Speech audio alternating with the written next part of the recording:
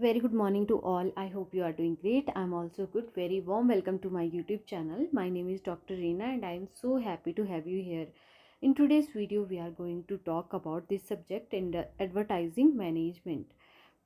Okay, so let's start with this subject of Unit 1. So basically, first of all, let's discuss the syllabus of advertising management. So in the first unit, we are going to cover these topics.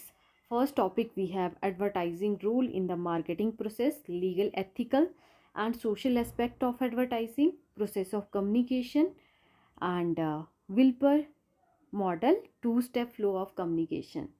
These are the topics that we are going to cover in the unit 1. And second unit, we have the theory of cognitive dissonance, clues of advertising strategies, simulation of primary and selective demand. Third, we have objective setting and marketing positioning. In the third unit, we are going to cover all these topics. So first topic, we have danger approach, determination of target audience, building of advertising program, message, headlines, copy, logo, illustration, appeal, layout, campaign planning, media planning. And these are the topics that we are going to cover under the unit third. And next we have the fourth unit in which we are going to cover all these topics. So first topic, we have budgeting evolution, rationale of testing opinion and aptitude test, recognition, recalling, experimental design, advertising organization, selection, compensation, and appraisal of an agency. Next topic, or we can say that next unit we have unit 5 in which we are going to cover all these topics. First topic, we have electronic media, buying, advertising, campaign, advertising versus consumer behavior, sales, promotion, roles of creative strategies, advertising, retail, national, cooperative, political, international, public service advertising. So these are the 5 units that we are going to cover in this subject, advertising management. Okay, so let's start with the unit 1, and in which we are going to cover these topics: advertising role in the marketing process, legal, ethical and social aspect of advertising, process of communication, Wilbur model, two-step flow of communication. So these are the topics that we are going to cover in this video. So let's start with the first topic, advertising. So today the word advertising is a very common know to us. It figures in each of our lives every day. We see it on television, in the sky or roads, in the newspaper, on the containers, in the magazine, on our mail, on the vehicle. We hear it on radio, in the stores we visit, and so on. The word advertising has originated from the Latin word adver, which means to turn the mind toward. So basically, practically अगर हम देखें तो आपको पता है कि advertising ये सारी जगह चलती है. एडवर्टाइजिंग वर्ड ऑफ माउथ के थ्रू भी होती है, जैसे कि एक फ्रेंड ने किसी प्रोडक्ट को यूज़ किया. फॉर एग्ज़ाम्पल, क्लीनिंग प्लस, ये शैम्पू अगर किसी एक इंडिविजुअल ने यूज़ किया, एक कस्टमर कंज्यूमर ने यूज़ किया, आफ्टर दैट वही उस प्रोडक्ट को दूसरे अपने जो उसका फ्रेंड है उसको रिकमेंड कर रहा है कि ये प्रोडक्ट बहुत ही अच्छा है, आप भी इसको यूज़ करो. तो वहाँ पे भी क्या हो रही है, एडवर्टाइज हो रही है उस पर्टिकुलर प्रोडक्ट को लेकर. बट तरीका क्या है, वर्ड ऑफ माउथ. वैसे ही एडवर्टाइज करना किसी भी प्रोडक्ट को, किसी भी सर्विस को, किसी भी चीज़ को, वो बहुत ही तरीके हैं किसी भी प्रोडक्ट को एडवर्टाइज करने के. आप टेलीविज़न के थ्रू कर सकते हो. आपने देखा होगा न्यूज़पेपर में भी बहुत सारी पैम्पलेट जिसमें कि बहुत सारी इन्फॉर्मेशन दी जाती है किसी प्रोडक्ट को लेकर, किसी भी चीज़ को लेकर. तो वहाँ से भी क्या होता है, एडवर्टाइज करते हैं हम किसी पर्टिकुलर चीज़ को लेकर.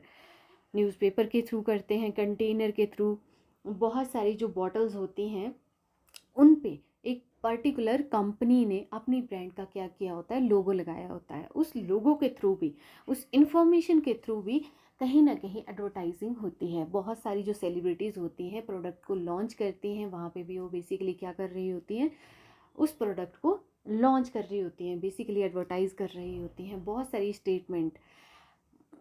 स्टेटमेंट ऐसी होती हैं जिन लाइंस के थ्रू भी जो सेलिब्रिटीज़ हैं, जो पर्सन हैं, वो क्या करते हैं, किसी प्रोडक्ट को एडवर्टाइज़ करते हैं। एडवर्टाइज़ हम रेडियो पे भी करते हैं, रेडियो के थ्रू भी करते हैं। कई बार बहुत जो व्हीकल हैं, व्हीकल के पीछे स्टिकर लगाए होते हैं, उसके थ्रू भी बेसिकली किसी चीज़ को एडवर्टाइज़ किया जाता है। और अगर हम बात करें एडवर्टाइजिंग की, तो ये एडवर्टाइजिंग वर्ड जो ओरिजिनेट हुआ था वो हुआ था लैटिन वर्ड से, एडवर वर्ड से, and which means to turn the mind toward. Next we have advertising rule in the marketing process. कौन कौन से रूल हैं एडवर्टाइजिंग के मार्केटिंग प्रोसेस में? First we have creating awareness. इसका मेन मोटिव क्या होता है कि अवेयरनेस क्रिएट करना किसी प्रोडक्ट को लेकर, जो हमारे कस्टमर है, जो कंज्यूमर है, उनके माइंड में। Influencing, and second we have influencing, third we have increased sales, and fourth we have improved the image of a company or brand, educating and informing, maintaining existing market, and next we have it acts as a salesman. Basically advertising का main motive ही ये होता है कि जो customer है उनके बीच में awareness लाना। जो कस्टमर है वो, जो हमारा प्रोडक्ट है, किसी कंपनी का प्रोडक्ट है, उसके बारे में वो बेसिकली अवेयर हो जाएं। Next we have influencing. जब आप किसी प्रोडक्ट को मार्केट में एडवर्टाइज करोगे तो उससे जो कस्टमर हैं वो क्या हो जाएंगे, अवेयर हो जाएंगे, और कहीं ना कहीं वो इन्फ्लुएंस भी हो जाएंगे उस प्रोडक्ट को खरीदने के लिए। जैसे कि आप एक एडवर्टीजमेंट देखते थे फेयर लवली की मार्केट में, तो उससे उस पर्टिकुलर एडवर्टीजमेंट को देखने के बाद जो कस्टमर है उनके माइंड में क्या इमेज बैठी थी कि ओके, फेयर लवली अगर आप यूज़ करते हो तो आप गोरे हो जाओगे। इन द सेम वे ये चीज़ बहुत ही इम्पॉर्टेंट रोल प्ले करती है एडवर्टाइजिंग कस्टमर के लिए, कस्टमर को अवेयर करवाने के लिए प्रोडक्ट के बारे में। And increase sales. जब कोई कस्टमर है प्रोडक्ट के बारे में अवेयर हो जाएगा, उसे प्रॉपर नॉलेज होगी किसी प्रोडक्ट को लेकर, तो उससे क्या होगा, वो खरीदेगा उस प्रोडक्ट को, और उसका एक्सपीरियंस अच्छा रहा तो वो बार बार खरीदेगा।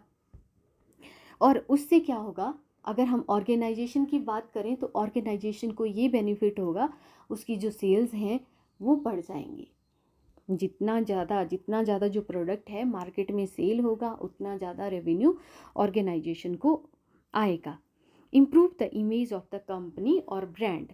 जितनी ज़्यादा अवेयरनेस होगी किसी प्रोडक्ट को लेकर, किसी कंपनी को लेकर, अगर हम बात करें नायका की या जियो की, रिलायंस जियो, एयरटेल, जितनी ज़्यादा अवेयरनेस होगी एक पर्टिकुलर कंपनी को लेकर, एक पर्टिकुलर ब्रांड को लेकर मार्केट में, उतनी ही ज़्यादा क्या होगा, उतने ही ज़्यादा जो कस्टमर हैं वो उस पर्टिकुलर चीज़ को लेकर अवेयर होंगे और उस पर्टिकुलर चीज़ को खरीदेंगे। और इससे ऑर्गेनाइजेशन को ये बेनिफिट होगा कि मार्केट में उनकी जो इमेज है, उनकी जो ब्रांड का नाम है, वो बहुत ही ज़्यादा हाईलाइट हो जाएगा, और उसकी वजह से बहुत सारे कस्टमर उनके जो प्रोडक्ट हैं उसको बाय करेंगे। Educating and informing. एडवर्टाइजिंग का मोटिव ये भी होता है कि जो कस्टमर हैं उनको एजुकेट करना, उनको इन्फॉर्म करना। जैसे बहुत सारे जो प्रोडक्ट आते हैं, फेशियल क्रीम आती हैं, उनमें प्रॉपरली ये सारी चीज़ें मेंशन की गई होती हैं कि आप ये जो पर्टिकुलर क्रीम है आपको किस तरीके से यूज़ करनी है। जैसे बहुत सारे कलर भी आते हैं, तो कलर के लिए भी ये चीज़ मेंशन की गई होती है कि इतनी क्वांटिटी में आपको ये कलर ऐड करना है, इतनी क्वांटिटी में आपको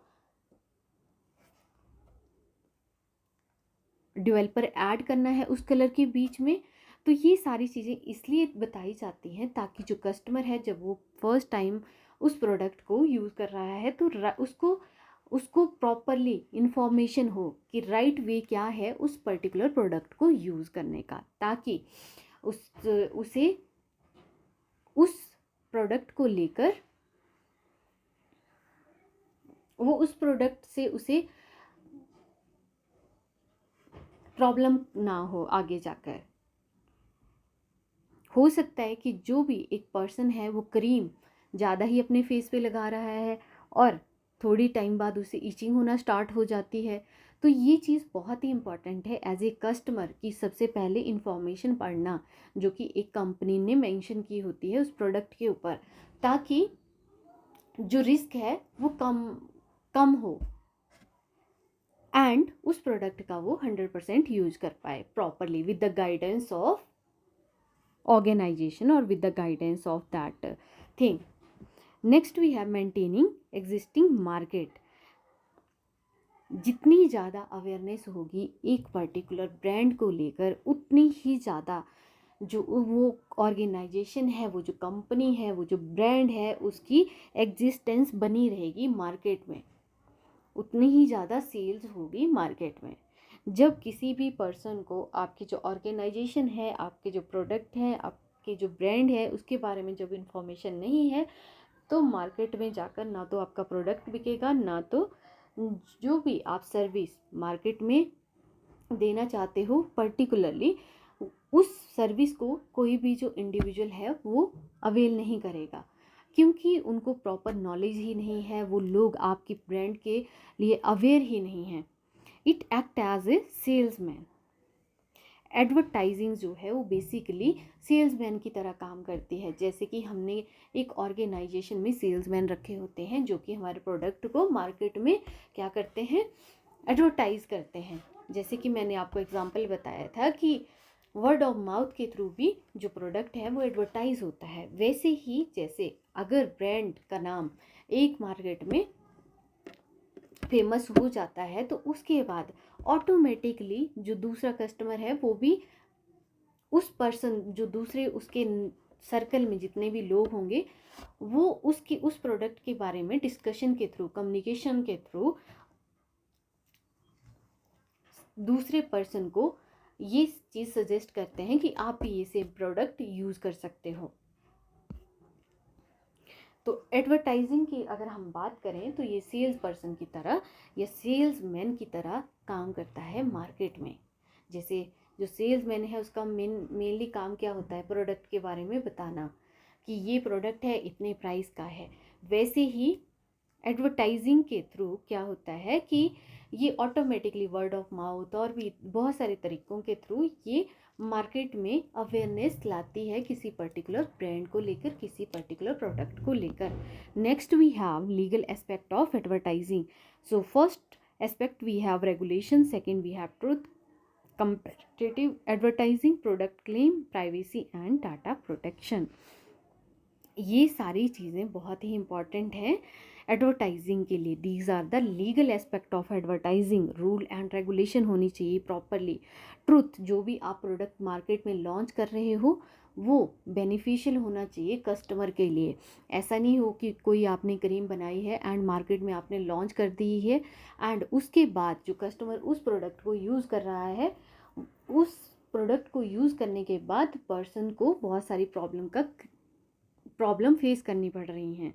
तो बेसिकली जो भी आप प्रोडक्ट लीगली क्या होना चाहिए, सच होना चाहिए। जो भी चीज़ आप मार्केट में ला रहे हो, जो भी आप प्रोडक्ट ला रहे हो 100% वो क्या होना चाहिए, reliable and comparative advertising and product claim, privacy and data protection. हो सकता है कि जो एक कंपनी है वो अपना प्रोडक्ट उसने मार्केट में वो लेकर आई with original content, with original ingredient, and दूसरी जो कंपनी है उसने क्या किया, सेम प्रोडक्ट निकाल दिया, उसकी कॉपी निकाल दी, कार्बन कॉपी निकाल दी और नाम सेम प्रोडक्ट उसी की तरह उन्होंने नाम रख दिया। बट अगर हम इंग्रेडिएंट की बात करें तो इंग्रेडिएंट उन्होंने बहुत ही सस्ते एंड बहुत ही अलग इंग्रेडिएंट यूज़ कर लिए। तो बेसिकली अगर एक कंपनी का जो प्रोडक्ट है वो क्या कर सकती है, लीगल ये सारी चीज़ें भी कर सकती है, क्लेम कर सकती है अपने प्रोडक्ट के लिए, this is my brand, this is my product, and उस प्रोडक्ट पर्टिकुलर प्रोडक्ट को लेकर कोई दूसरा उसको कॉपी ना कर पाए।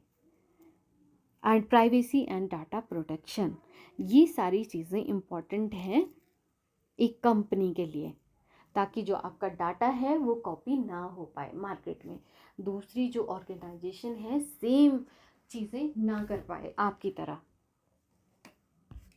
Next we have social aspect of advertising, shaping perception, influence on consumer behavior, stereotyping and bias, promoting materialism। ये हमारे क्या है, सोशल एस्पेक्ट हैं एडवर्टाइजिंग के। शेपिंग परसेप्शन, अब एडवर्टाइजिंग जब एक मार्केट में होती है तो उसके थ्रू क्या होता है, जैसे ही जो लोग हैं अपने जो ओपिनियन है, जैसे 10 लोग हैं, 10 लोगों ने एक क्रीम यूज़ की तो हर इंडिविजुअल का अपना एक ओपिनियन होगा, अपना एक पर्सपेक्टिव होगा, अपनी एक परसेप्शन होगी उस प्रोडक्ट को लेकर, अपना एक एक्सपीरियंस होगा। जैसे ही वो आपस में बात करेंगे तो एक कंक्लूजन पे पहुंचेंगे। अच्छा, एक पर्सन बोलेगा ये प्रोडक्ट अच्छा है, सेकंड वाला पर्सन बोलेगा this product is not good. Influence on consumer behaviour, word of mouth के थ्रू भी जो एडवर्टाइजिंग है वो होती है, और जिसकी वजह से जो कंज्यूमर है उसका जो बिहेवियर है वो इन्फ्लुएंस होता है। एंड स्टीरियोटाइप एंड बायस, अब एक और चीज़ भी है कि जैसे कोई पर्सन अगर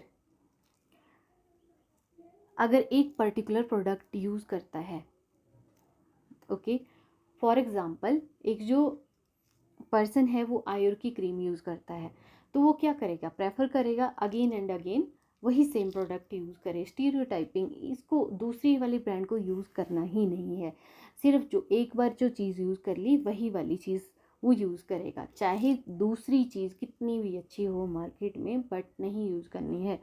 जो एक बार जो माइंडसेट बन गया, जो एक बार माइंड में जो इमेज फिट हो गई किसी प्रोडक्ट को लेकर, उसी पे टिके रहना, उसी में स्टेबल रहना। Promoting materialism, next we have ethical aspect of advertising.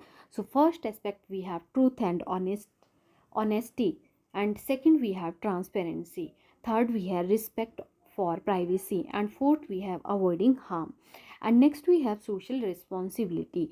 So these are the ethical aspect of advertising। Advertising करने की कौन कौन से जो एथिकल एस्पेक्ट हैं जिनका जो ऑर्गेनाइजेशन है उनको ध्यान रखना चाहिए। ट्रूथ एंड ऑनेस्टी, जो भी वो प्रोडक्ट मार्केट में लॉन्च कर रहे हो वो कैसा होना चाहिए, रिलायबल होना चाहिए।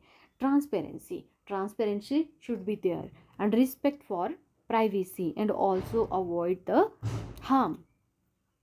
सोशल रिस्पॉन्सिबिलिटी क्या है कि इन्वायरमेंट का भी ध्यान रखा जाए, जैसे जो भी क्रीम बन रही है वो कैसी होनी चाहिए, वो होनी चाहिए केमिकल फ्री।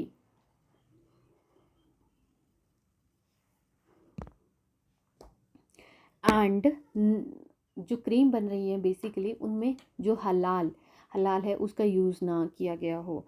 तो इन सारी चीज़ों का ध्यान रखना ये किसकी रिस्पॉन्सिबिलिटी है, एक ऑर्गेनाइजेशन की। जो एथिकल थिंग्स हैं उनका ध्यान रखा जाए प्रोडक्ट को एडवर्टाइज करते time. Next we have the process of communication, and this is given by Wilbur model. Okay, इसमें क्या है, बेसिकली एक सोर्स है, सोर्स के थ्रू जो कोई भी मैसेज आगे ट्रांसफ़र होता है।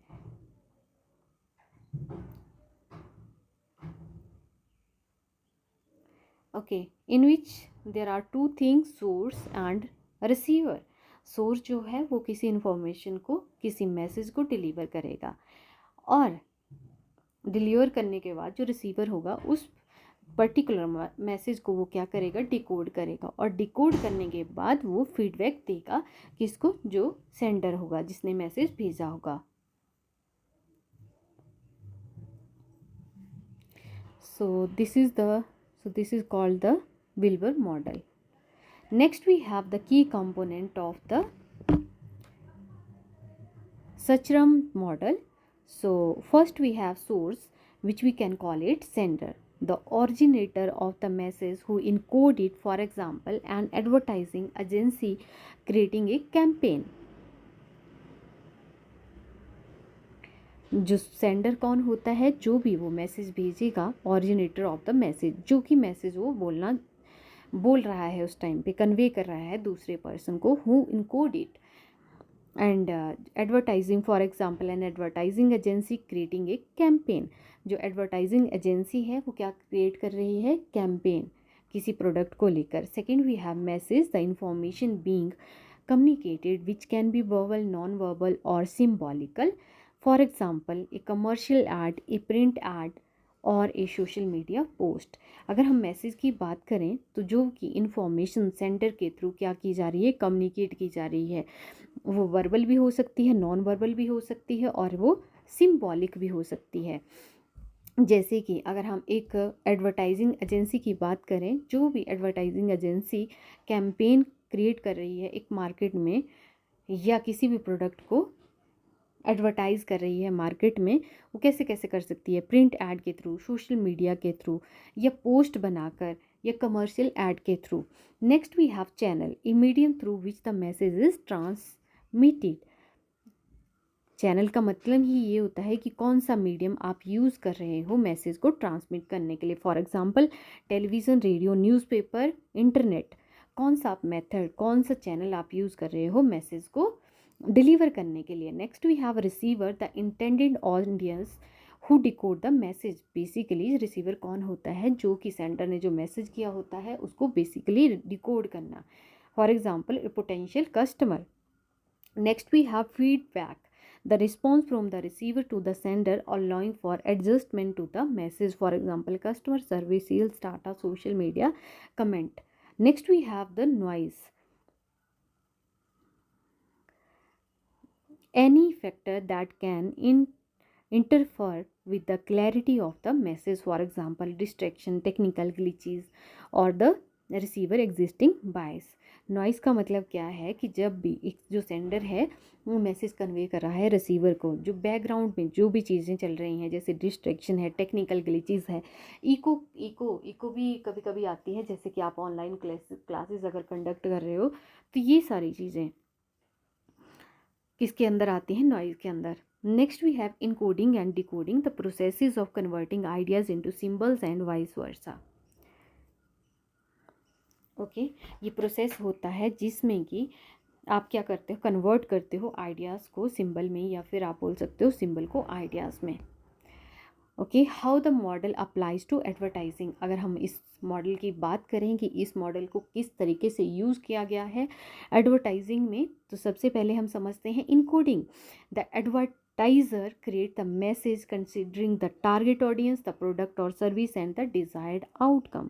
इनकोडिंग में सबसे पहले क्या करना पड़ेगा, मार्केटिंग जो एजेंसी होगी, एडवर्टाइजिंग जो एजेंसी होगी, उसे एक मैसेज क्रिएट करना पड़ेगा, और वो जो मैसेज है उसको वो डिसाइड करना पड़ेगा कि उसके लिए उसकी जो टारगेट ऑडियंस है वो किस ऑडियंस को वो टारगेट कर रहा है उस मैसेज को कन्वे करने के लिए, और कौन सा प्रोडक्ट है, कौन सी सर्विस है, और लास्ट में कि डिज़ायर्ड आउटकम क्या है.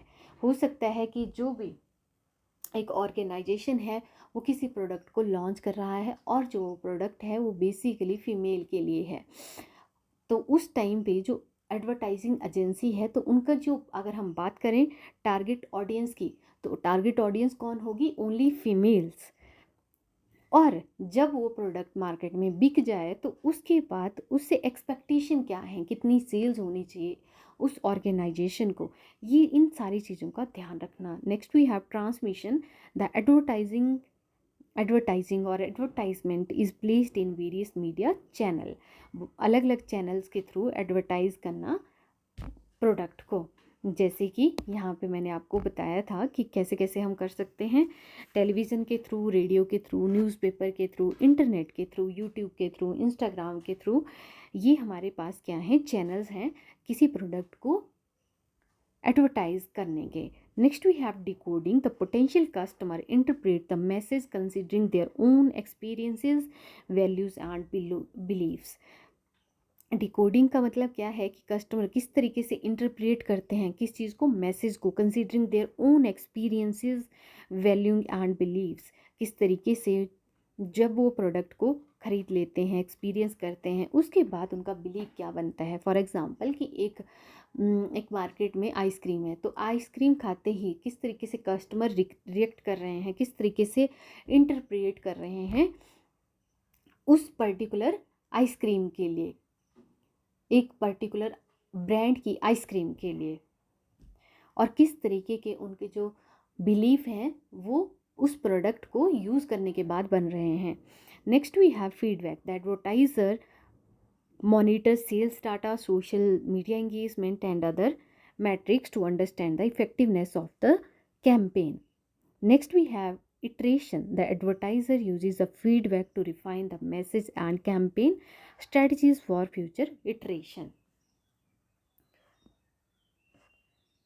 Okay, so next we have two-step flow of communication, opinion leaders, and next we have influence and persuasion, and third we have word of mouth and social media.